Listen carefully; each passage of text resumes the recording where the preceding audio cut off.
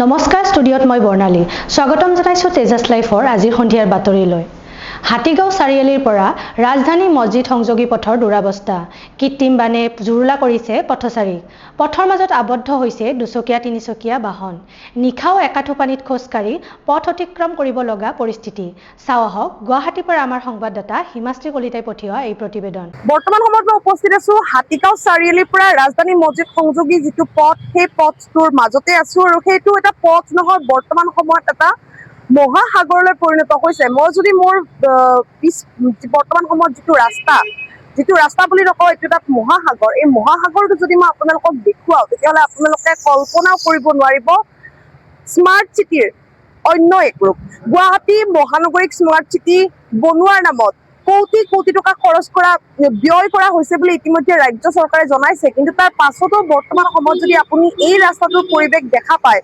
তাৰ পাছত আপুনি মূৰে কপালে হাত দিবলৈ বাধ্য হ'ব কিয়নো বৰ্তমান সময়ত হাতীগাঁও চাৰিআলিৰ পৰা যি ৰাজধানী মছজিদ সংযোগী যিটো পথ সেই পথটো বৰ্তমান এনেকুৱাভাৱে জলমগ্ন হৈ পৰিছে যাৰ ফলত বৰ্তমান সময়ত পথৰ সলনি এই পথটো ৰূপান্তৰিত হৈছে এটা মহাসাগৰলৈ মই যদি বৰ্তমান সময়ত দেখুৱাও এইখিনিতে উল্লেখ কৰিব লাগিব যে এই পথটোৰে অহা যোৱা কৰা বহু কেইগৰাকী পথচাৰী যিসকলে দুচকীয়া বাহন আনিছিল বা চাৰিচকীয়া বাহন আনিছিল সেইসমূহ বাহন বৰ্তমান সময়ত মাজ ৰাস্তাতে ফচি ৰোৱা পৰিলক্ষিত হৈছে আৰু কিছু সংখ্যক ভিডিঅ' মোৰ হাতত আছে যি সংখ্যক ভিডিঅ' আপোনালোকে দেখিলে এটা কথা মন কৰিব যে কেনেকুৱা ধৰণে মহানগৰবাসীয়ে লতিগতিত কেনেকুৱা ধৰণে মহানগৰবাসীয়ে জ্বলা কলা খাব লগা হৈছে এজাক বৰষুণৰ ফলত যি কৃত্ৰিম বানপানীৰ সৃষ্টি হৈছে ৰাজপথৰ মাজত হাতীগাঁও চাৰিআলিৰ পৰা যি ৰাজধানী মছজিদ সংযোগী যিটো পথ এই পথটোৰ মাজেৰে অহা যোৱা কৰা সকলো পথচাৰীয়ে বৰ্তমান সময়ত জ্বলা কলাৰ সন্মুখীন হৈছে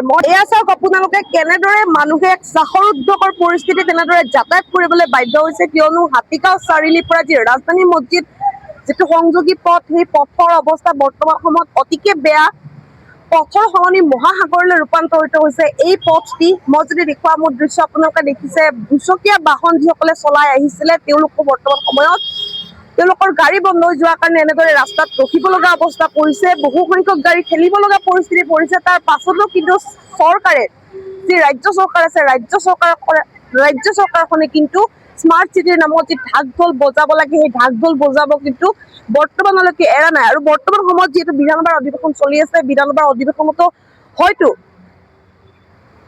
এনেকুৱা ধৰণৰ পৰিস্থিতি উদ্ভৱ হ'ব পাৰে যাক কৃত্ৰিম বানপানীয়ে যি পৰিস্থিতিৰ সৃষ্টি কৰিছে তাক লৈ বহু সংখ্যক মানুহ ইতিমধ্যে বিপাঙত পৰিছে বিপদত পৰিছে ইয়াত দেখুৱাইছো মই হাতীগাঁও চাৰিআলিৰ পৰা ৰাজধানী মছজিদ সংযোগী পথৰ দুৰাৱস্থা এয়া যদি দেখুৱাও পথৰ মাজতে আপোনালোকে চাব এককাল পানী আৰু এনেদৰে তেওঁলোকৰ এই অৱস্থা বৰ্তমান সময়ত ইমান দুৰাৱস্থালৈ পৰিণত হৈছে আপুনি যদি ভালকে যদি মই দেখুৱাও আপোনালোকক একাঠু পানী জলমগ্ন পানী একাঠু পানী জলমগ্ন হৈ পৰিছে সমগ্ৰ গুৱাহাটী যে হাতীগাঁও চাৰিআলিৰ পৰা যি ৰাজধানী মছজিদ সংযোগী যিটো পথ একাঠু পানী মানুহে পেণ্ট কুচাই খোজ কাঢ়িব লগা অৱস্থাত পৰিছে মই দেখুৱাই গৈছো বৰ্তমান সময়ৰ পৰিৱেশ এয়া নিশাৰ ভাগৰ দৃশ্য আৰু নিশাৰ ভাগতো এনেদৰে পথচাৰীসকলে অহা যোৱা কৰিছে এই পথটোৰে আৰু বৰ্তমান সময়ত প্ৰতিগৰাকী পথচাৰী বিপাঙত পৰিছে মই যদি দেখুৱাও তেতিয়াহ'লে আপোনালোকে চাব এয়া পৰিৱেশ বৰ্তমান সময়ৰ গুৱাহাটীৰ যি হাতীগাঁও চাৰিআলিৰ পৰা যি ৰাজধানী মছজিদ সংযোগী পথ আছে এনেকুৱা ধৰণেৰে এতিয়া যাতায়াত কৰিব লগা হৈছে প্ৰতিগৰাকী পথচাৰী আৰু স্মাৰ্ট চিটিৰ নামত ঢাক ঢোল বজা চৰকাৰখনে কেতিয়া তেওঁলোকে উপলব্ধি কৰিব বৰ্তমান সময়ৰ গুৱাহাটী মহানগৰবাসীয়ে যি জ্বলা কলা খাইছে কৃত্ৰিম বানৰ ফলত বহু সংখ্যক লোক আবদ্ধ হৈ পৰিছে অকল হাতীগাঁও চাৰিআলিতে নহয় বহু সংখ্যক এনেকুৱা ঠাই আছে যিসমূহ ঠাইত মানুহে খুব বেয়াকৈ তেওঁলোকে ফচিব লগা অৱস্থাত পৰিছে আৰু এনেদৰে এতিয়া মানুহে অহা যোৱা কৰিছে ভয়কৈ অহা যোৱা কৰিছে লাহৰীঘাটত চাঞ্চল্যকৰ হত্যাকাণ্ড, কনিষ্ঠ ভাতৃৰ প্ৰহাৰত মৃত্যু জ্যেষ্ঠ ভাতৃৰ। লাহৰীঘাটৰ অমৰাগুৰিত সংঘটিত হৈছে এই হত্যাকাণ্ড। কনিষ্ঠ ভাতৃ ইমান আলী আৰু হুছেইন আলীৰ নেতৃত্বত কেইবাগৰাকীও মহিলাৰ দলবদ্ধ আক্ৰমণত গুৰুতৰভাৱে আহত জাকিৰ হুছেইন নামৰ ব্যক্তিগৰাকী। আহত জাকিৰ হুছেইনক ততাতৈয়াকৈ চিকিৎসালয়লৈ নিয়া হয় যদিও আদবাদতে মৃত্যু হয় জাকিৰ হুছেইনৰ। ঘটনাস্থলীত লাহৰীঘাট আৰক্ষী উপস্থিত হৈ আৰম্ভ কৰিছে তদন্ত। চাওঁ আহক মৰিগাঁৱৰ পৰা আমাৰ সংবাদদাতা মকিবুদ্দিন আহমেদে পঠিওৱা এই প্ৰতিবেদন।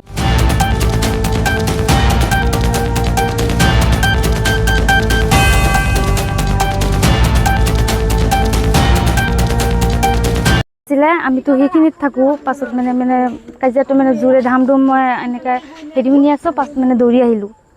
দৌৰি আহিতে চালোঁ যে কাকাত মাৰি দিলে। ঠাচ ইমান ডাঙৰ এটা হেৰি আছিলে হাততে ডাঙৰ, সেইটো দি মাথাত মাৰি দিলে, পাছত পৰি গ'ল। পৰি যোৱাৰ পাছত মই ধৰিলোঁ আৰু ৱাইফে আহি পেলাই ধৰিলে, পাছত আকৌ এবাৰ মাৰি দিলে ওচৰতেই। পাছত বহুত তেজ ওলাই আছে, পাছত এইপিনে ধৰি উনা দি পেলাই কাকি যে ৰখাই আছে। পাছত এয়া বোৱাৰী সিহঁতৰ এয়া আইজনী বুলি নাম, আকৌ হেৰি সিহঁতে চবেই ওচৰতে মাৰি আছে, ইয়াতে ইটা দি পেলাই মাৰি আছে।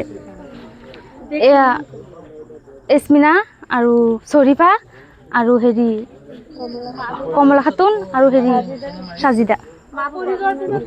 ইমান হুছেইন মাৰিছে। কাজিয়াটো কি লৈ পেলাই হৈছে সেই মাইকী দুটা যে আছে, ইমানৰ যে দুটা মাইকী যে আছে, বেলেগ ধান্দা কৰে মাইকী দুটা। এনেকৈ মতা হেৰি কৰি পেলাই মাইকী দুটা ৰাখি আছে। আৰু এটা ছোৱালী আছে জেচমিন বুলি নাম, সেইটোক দি পেলাই এনেকৈ কৰে। পাছত কাকা কৈছে যে এইবোৰ কৰিব নোৱাৰিবি, এইবোৰ কিয় কৰ তহঁতে, এনেকৈ গালি পাতি আছিলে। পাছত কৈ আছে যে ইয়াত তোক মাৰি পেলাম পাছত এইখিনি জেগাত মাৰিবি যদি মাৰ কৈছে। পাছত এইখিনি জেগাৰ পৰা ইয়াত টানি লৈছে, ইয়াতে পৰি আছে ন তেজ, ইয়াতে পাছত মাৰিলে। এয়া জাগিৰক নিজৰ খুৰাক মাৰিছে নেকি? কাক মাৰিছে? কোনে মাৰিছে? মাৰিছে নিজৰ ভাইটিয়ে সৰু ভাইটিয়ে ডাঙৰ ভাইটিক মাৰিলে।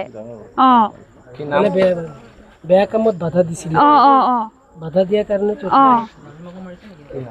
হুছেইন আৰু ইমানে মাৰিছে জাগিৰক। অকলে আছিলে, কোনো নাছিলে। এইখিনিতে সিহঁতে ধৰি লৈ আহিলে নহয় টানি ইয়াৰ পৰাই। কিহেৰে মাৰিছে? মাৰিছে হাতত। মই সেইখিনি জেগাত মই আহিলোঁ, তেজ দেখি পেলাই মোৰে অৱস্থা নাইকিয়া হ'ল। আৰু পাছত চাই আছোঁ, ইমানটো ডাঙৰ চাইছোঁ, ইমান লাম্বা, এইটো বাটাম চাটাম হ'ব চাগে হাতত আছিলে। সেইটো দি মাৰিলে জোৰে ফাটি গ'ল মাথাটো। কলিয়াবৰ আৰু কাৰ্বি আংলঙৰ সমীপৰ মোহনীয়া দেওপানী নৈ। উৎকট গৰমৰ পৰা পৰিত্ৰাণ পাবলৈ ঘৰৰ পৰা আহিছে শ শ লোক। নৈখনিৰ শীতল জলধাৰাত স্নান কৰি দেহজোৰ পেলাইছে অগণন লোকে। প্ৰকৃতিৰ মনোমোহা পৰিৱেশেও আপ্লুত কৰিছে লোকসকলক। ৰংমাংৱেৰ সৌন্দৰ্য উপভোগ কৰিও আপ্লুত প্ৰকৃতিপ্ৰেমী। চাওঁ আহক কলিয়াবৰৰ পৰা আমাৰ সংবাদদাতা সত্যজিৎ গগৈয়ে পঠিওৱা এই প্ৰতিবেদন।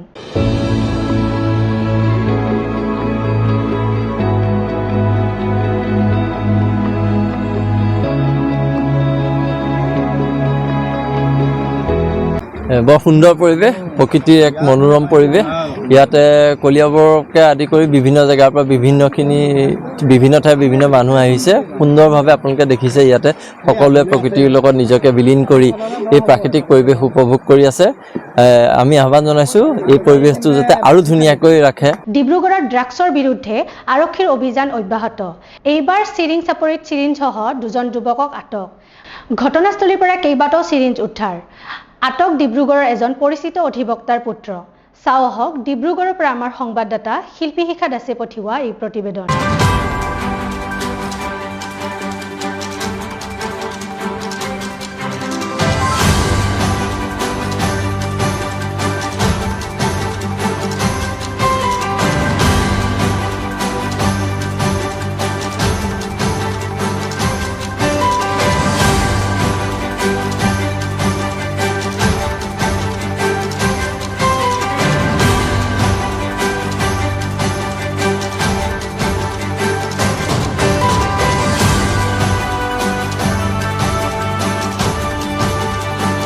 শিৱসাগৰত সদৌ অসম অনুসূচিত মহিলা ঐক্য মঞ্চৰ প্ৰতিবাদ।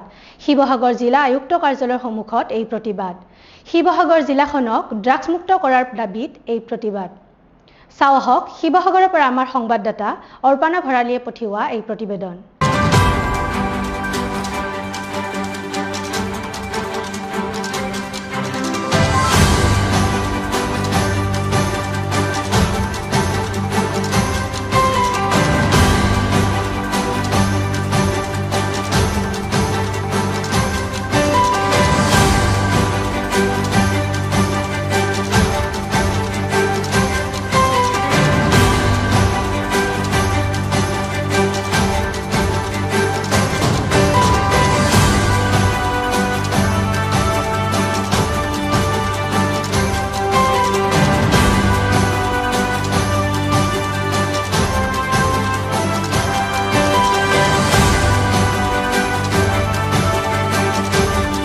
সদৌ অসম অনুসূচিত জাতি মহিলা ঐক্য মঞ্চৰ তৰফৰ পৰা আজি প্ৰতিবাদী কাৰ্যসূচী আমি হাতত লৈছোঁ এখন ড্ৰাগছমুক্ত সমাজ গঢ়াৰ বাবে। গতিকে আমি আজি জিলা উপায়ুক্ত মহোদয়ৰ ওচৰত আমি স্মাৰকপত্ৰ প্ৰদান কৰিম আৰু এই স্মাৰকপত্ৰ মাননীয় মুখ্যমন্ত্ৰী মহোদয়লৈ আমি প্ৰেৰণ কৰিছোঁ। গতিকে মুখ্যমন্ত্ৰী মহোদয় আৰু আমাৰ প্ৰশাসন, জিলা প্ৰশাসন একগোট হৈ আমাৰ নৱপ্ৰজন্মৰ সকলক ভৱিষ্যত সুৰক্ষিত কৰক আৰু লগতে আমাক এখন ড্ৰাগছমুক্ত সমাজ গঢ় দিয়ক, এয়ে আমাৰ আহ্বান। ঘৰে ঘৰে ধ্বংস হৈছে, নিজৰ মাক বাপেকক নমনা হৈছে। সেইকাৰণে আমাক ড্ৰাগছমুক্ত এখন সমাজ লাগে। কিয়নো আজি যিহেতু প্ৰশাসনে ধৰিছে, যিয়ে নেকি ড্ৰাগছ খোৱাজনক ধৰিছে, কিন্তু এনেকুৱা কৰিব লাগিব, ড্ৰাগছ খাইছে তেওঁলোকৰ বা প্ৰত্যুত্তৰ লাগিব, তেওঁলোকে ক'ৰ পৰা ক্ৰয় কৰিছে এই ড্ৰাগছখিনি, সেই ড্ৰাগছ ঘাটি উচ্ছেদ কৰিব লাগিব। মেইন ঘাটি উচ্ছেদ কৰিলেহে আমাৰ ড্ৰাগছমুক্ত এখন সমাজ গঢ়া হ'ব।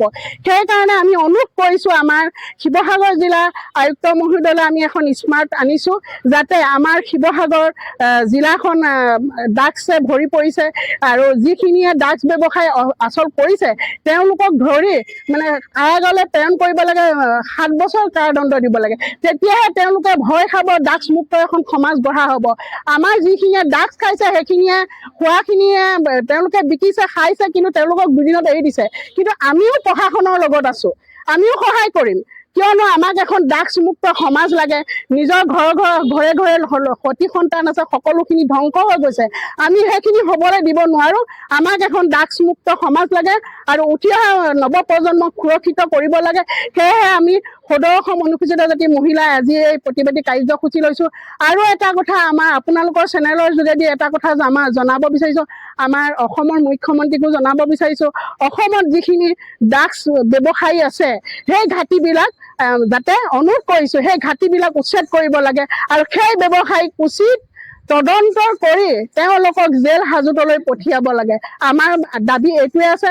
সেইকাৰণে আমি প্ৰশাসনকো জনাইছোঁ, আমি আয়ুক্ত মহোদয়ক জনাইছোঁ, অসম চৰকাৰক জনাইছোঁ, যাতে এইখিনি ড্ৰাগছমুক্ত সমাজ গঢ়িলে আমাৰ ল'ৰা ছোৱালীখিনি ভৱিষ্যত সুৰক্ষিত হ'ব বুলি আমি ভাবিছোঁ। সদনৰ বাহিৰত 6 জনগোষ্ঠীৰ জনজাতিকৰণৰ ওপৰত প্ৰশ্ন। সাংবাদিকে সোধা প্ৰশ্নৰ উত্তৰত বিধায়ক চক্ৰধৰ গগৈ, বিজয় গুপ্তাৰ মন্তব্য। চাওঁ আহক গুৱাহাটীৰ পৰা আমাৰ সংবাদদাতা হিমাশ্ৰী কলিতাই পঠিওৱা এই প্ৰতিবেদন। বিৰোধীটো সদায় এৰকমই কৈ থাকে, সঠিক উত্তৰ মাননীয় বিভাগীয় মন্ত্ৰী দিলে তেখেতে সন্তুষ্ট হোৱা নাই, সেইটো বেলেগ কথা। ৰাজনীতি কৰিব বিচাৰি আছে। আমাৰ চৰকাৰৰ যিটো প্ৰতিশ্ৰুতি আছে সেই প্ৰতিশ্ৰুতি পালন কৰিবৰ কাৰণে সদায় সচেত হৈ থাকে। এইকেইদিন বতৰৰ মহিমা একেবাৰে বেয়া, এজাক বৰষুণ হোৱাৰ লগে লগে একেই পৰিৱেশ হৈছে। চৰকাৰে কিন্তু আজিৰ তাৰিখলৈকে স্থায়ী সমাধান এটা উলিয়াব পৰা নাই। আপোনাৰ মতে গুৱাহাটীত উন্নয়ন হৈছে বুলি আপুনি ভাবেনে? চাওক, বৰষুণ বেছি হ'লে এইটো হয়। আজি নালা নৰ্মদাবিলাক জাম হৈ যায়, মানুহে কি কৰে, জাবৰ জোঁথৰ পেলাই দিয়ে, প্লাষ্টিক পেলাই দিয়ে। এতিয়া আহ্বান কৰিছোঁ ৰাইজক কি এইবিলাক পেলাব নালাগে। বেছি বৰষুণ হ'লে সেইটো হয়। আমাৰ চৰকাৰে এইটো অস্থায়ী সমাধানৰ কাৰণে চিন্তিত আছে, চিন্তা কৰি আছে। নিশ্চিত অতি শীঘ্ৰে এইটো সমাধান আমি পাম। কেতিয়ামানলৈ গুৱাহাটীবাসী এই সমস্যাৰ পৰা পৰিত্ৰাণ পাব? আলোচনা হৈ আছে। বৈজ্ঞানিক পদ্ধতিভাৱে কিবা না কিবা এটা ছিষ্টেম ইণ্ট্ৰডিউচ কৰিব লাগিব। এইটো হয়, সমস্যা হয়। আজি চাওক, আজিতো বৰষুণ নাই, সমস্যা নাই। বৰষুণ হ'লে সমস্যাৰ সৃষ্টি হয় আৰু এই সমস্যা সমাধানৰ কাৰণে আমি নিশ্চিত। বহুতে কয় USTMৰ কাৰণে গুৱাহাটী খানাপাৰা হয়, এইটো মেঘালয়ৰ পৰা পানী আহে আৰু USTMৰ যিটো হৈছে ন, এইটো অৱৰুদ্ধ কৰিছে। প্ৰৱাহটো আছে ন, পানীটো বেগে আহে, পানী প্ৰৱাহটো অৱৰুদ্ধ কৰিছে। তাৰ কাৰণেও আমাৰ কৃত্ৰিম বাধাৰ সৃষ্টি। যিহেতু গুৱাহাটীত চাইণ্টিফিকেলি নিশ্চয় নলা নৰ্দমাৰ অভাৱ আছে, চৰকাৰৰ ফালৰ পৰা কিন্তু নলা নৰ্দমাসমূহ খন্দাৰ কাৰণে কিবা নতুনকৈ হয়, এতিয়াতো আমি এটা নতুন কৰি চিভৰেজ এটা আমাৰ বৰ্ডো বনোৱা হৈছে। নিশ্চিতভাৱে এই বিষয়ে চিন্তা আমি কৰিম। আপুনি নিৰ্বাচনৰ সময়ত কৈছিল যে মাটিৰ পট্টাদেশ যিবোৰ পাহাৰৰ ইতিমধ্যে কাম চলি আছে। ইতিমধ্যে কাম চলি আছে আৰু আমি আমাৰ সমষ্টি মই প্ৰশ্ন আনিছিলোঁ, ষ্টাৰ্ট কৰিছিলোঁ, চাইছোঁ কিমান বিঘা মাটি আছে, কিমান চৰকাৰী বিঘা মাটি আছে, কিমান তাতে ব্যক্তি ইনক্ল'জ কৰিছে, এইবিলাক তথ্য আমাৰ হাতত আছে। ইয়াৰ পিছতে আমি এই বিষয়টো চিন্তা কৰিম। বিধানসভাৰ অধিৱেশনত সদন ত্যাগ ৰূপহীৰ বিধায়ক নুৰুল হুদাৰ। সদন ত্যাগ কৰি সংবাদ মাধ্যমৰ আগত নিজৰ মত প্ৰকাশ কৰে বিধায়কগৰাকীয়ে। চাওঁ আহক বিধায়কগৰাকীয়ে আগবঢ়োৱা মন্তব্য। যোৱাকালি আমি আহোঁতেও 8 ঘণ্টা সময় লাগিছে। যোৰাবাট অভাৰব্ৰিজৰ সন্মুখত মই 8 ঘণ্টা আবদ্ধ হৈ আছোঁ। গোটেইটো পানী। গতিকে চাৰিওফালে অকল যোৰাবাটেই নহয়, গুৱাহাটীখনৰ মহানগৰীৰ চাৰিওফালে এই পানী এটা জলাকলা খুৱাইছে মানে বৰষুণ হ'লেই পানী জমা হয় মানুহ যাতায়াত বন্ধ হৈ যায় গতিকে যিটো আমাৰ গুৱাহাটী পৌৰ নিগম এই পৌৰ নিগমৰ যিখিনি কাম তেওঁলোকে সুচাৰুৰূপে নকৰাৰ কাৰণে এই ধৰণৰ বিসংগতি দেখা গৈছে গতিকে আমি আশা কৰোঁ চৰকাৰে ইয়াত দৃষ্টি দিব 6 জনগোষ্ঠীৰ ওপৰত আজি বিৰোধীয়ে সঠিক উত্তৰ নাপালে নেকি নাই 6 জনগোষ্ঠীৰ সঠিক উত্তৰ নাপাই আমি সদন ত্যাগ কৰিব লগা হৈছে এই 6 জনগোষ্ঠীৰ বিষয়টো আজি নতুন নহয় যিটো অসম চুক্তিৰ আধাৰত অসম চুক্তিৰ 6 নম্বৰ দফাত এই 6 জনগোষ্ঠীৰ কথা আছে কিন্তু আজিলৈকে এই চৰকাৰখনে এই 6 জনগোষ্ঠীৰ কথা চিন্তা নকৰিলে সেয়ে আজি আমি এই কথাটো আমাৰ ভাৰতীয় জনতা আমি ভাৰতীয় জাতীয় কংগ্ৰেছ দলৰ পক্ষৰ পৰা আমি সদন উত্থাপন কৰিছিলোঁ আৰু চৰকাৰে সদুত্তৰ নিদিয়াৰ কাৰণে আমি সদন ত্যাগ কৰিব লগা হৈছে